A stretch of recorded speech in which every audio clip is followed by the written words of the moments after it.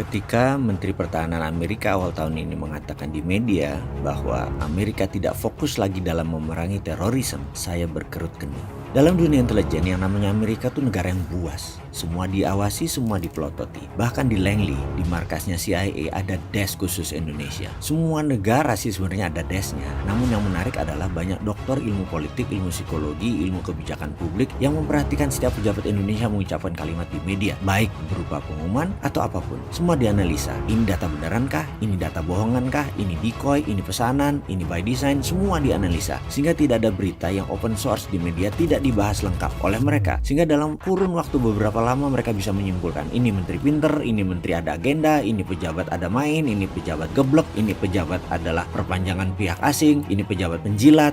Semua kebaca. Sekarang, adakah dari sisi kita melakukan counter analisa kebijakan negara lain? Atau counter analisa statement pejabat-pejabat negeri adikuasa seperti Cina, seperti Amerika, seperti Rusia? Adakah? Oke, kayaknya mungkin karena banyak pemangku jabatan yang kurang paham geopolitik, jadi lupa mengurus hal beginian. Counter analisa kebijakan negara lain. Atau mungkin karena banyak pejabat belum ikut Lemhanas, jadi urusan bela negara begini nggak terlalu dipikirkan, kurang nyandak. Jadi ya sudah, biar saya yang sontoloyo ini saja yang parno. Saya berkerut kening atas pernyataan Menhan Amerika tadi. Dan biarlah saya sendirian yang nanggung parno. Berat loh sebenarnya nanggung parno itu. Lebih berat dari nanggung rindunya Dilan. Sekali lagi, saya hanya kurius. Mengapa dia mengatakan Amerika tidak fokus di masalah terorisme? Dalam kalimat itu, maknanya apa ya? Saya coba menelaah. Menhan mengucapkan kata-katanya begini, US no longer focus on terrorisme. Lama saya menganalisa dan merenung, lalu saya menangkap sesuatu. Klik, seakan-akan ada suara di kepala saya. Amerika tidak lagi perang melawan teroris. Bukan. Kalimatnya artinya begini, Amerika tidak lagi pakai instrumen terorisme di dalam menegakkan hegemoni militernya sebagai polisi dunia. Itu arti kata-kata Menhan Amerika yang sebenarnya. Saya baru paham sekarang. Ini artinya mereka sekarang menggunakan apa ya? Konfrontasi perang terbuka kah? Perang cyber kah? Perang informasi kah? Perang biologi kah? Perang dagang kah? Perang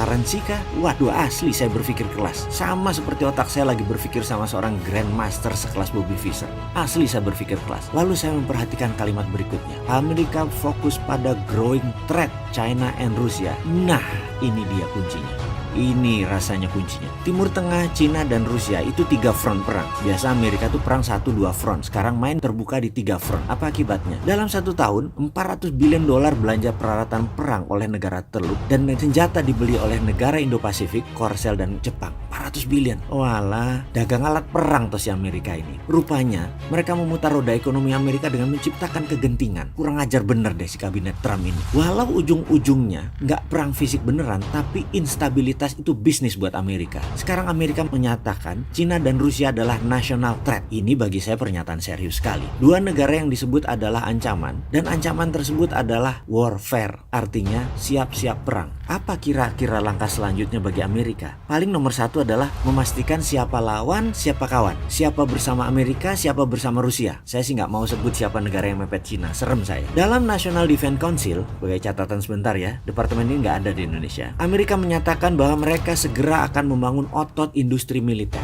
lalu membangun instabilitas dunia, lalu membangun kepanikan dan kecemasan, lalu konfrontasi. Dan itu adalah business as usual. Kurang ajar nggak tuh? Perang adalah bisnis. Gila nih Amerika. Sambil memperhatikan berita, mata saya melirik di meja saya. Ada bundelan buku yang baru saya baca separuh. Bukunya berjudul China Private Army. Tagline di bawahnya, Protecting the New Silk Road. Di sebelahnya ada artikel yang baru saya selesaikan. Artikel tersebut judulnya New Tiananmen Policy, A Secret Meeting That Changed China. Benar, China adalah negara yang sukses melakukan smart power dalam hegemoni ekonominya mereka. Mereka menggunakan economic warfare, bukan pakai military warfare seperti Amerika. China pakai economic warfare. Sangat halus mainnya dan tidak terasa. Salah satu strategi China adalah memainkan export debt dan debt trap. Mudah-mudahan Indonesia nggak kena efek mainnya negara besar itu. Kan semua pejabatnya pinter. Pasti aman Indonesia. Ini hanya si Sontoloyo aja yang parno.